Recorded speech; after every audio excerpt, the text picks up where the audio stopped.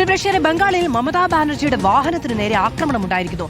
വാഹനത്തിന് നേരെ ചെരുപ്പേറും കല്ലേറുമുണ്ടായി. പ്രതിഷേധക്കാർ ചെളി വാരി എറിഞ്ഞു. പോലീസ് കസ്റ്റഡിയിൽ മരിച്ച TMC കുടുംബത്തെ സന്ദർശിക്കാനെത്തിയതായിരുന്നു പ്രതിഷേധം. പോലീസ് നോക്കി നിൽക്കാൻ ആക്രമണമെന്നും മമതയുടെ ആരോപണം.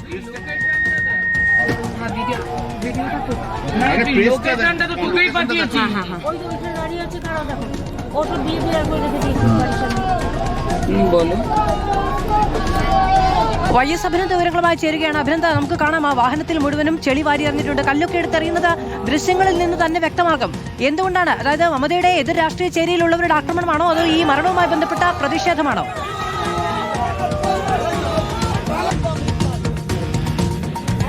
മധു, ബംഗാളിലെ ഹാലിസഗർ അല്പം മുമ്പാണ് സംഭവം ഉണ്ടായത്. മമതാ ബാനർജിക്കൊപ്പം MP-മാരായ കല്യാൺ ബാനർജി, ഡോറ സെന്നും ഉണ്ടായിരുന്നു. ഇവർ ഈ കസ്റ്റഡിയിൽ മരിച്ച തൃണമൂൽ കോൺഗ്രസ് പ്രവർത്തകന്റെ കുടുംബം സന്ദർശിക്കുവാൻ വേണ്ടി പോവുകയായിരുന്നു.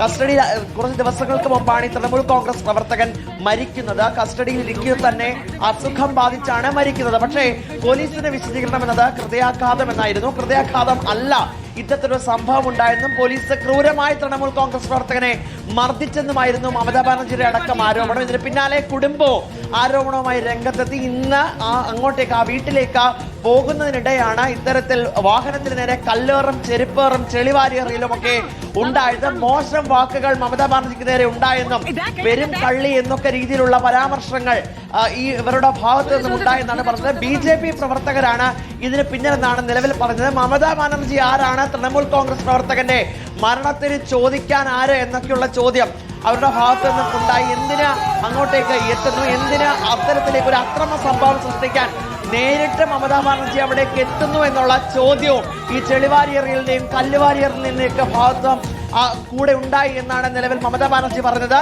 നേരത്തെ താൻ അവിടെ എത്തുന്നു എന്നുള്ള കാര്യം നോർത്ത് 24 പർഗാനസ് പോലീസ് സ്റ്റേഷൻ അറിയിച്ചിരുന്നു. പിന്നീട് ഹരിസാഗറിലേക്ക് അത് കൈമാറാനും താൻ പറഞ്ഞിരുന്നു. എന്നിട്ട് പോലും പോലീസ് കൃത്യമായ ജാഗ്രതയോടുകൂടി തനിക്ക് വേണ്ടിയിട്ടുള്ള സുരക്ഷ ഉറപ്പാക്കിയില്ല എന്ന് പറയുകയാണ് മമതാ ബാനർജി. വലിയ രീതിയിലുള്ള പ്രതിഷേധമാണ് മമതാ ബാനർജിക്ക് നേരെ അവിടെ ഉണ്ടായത്.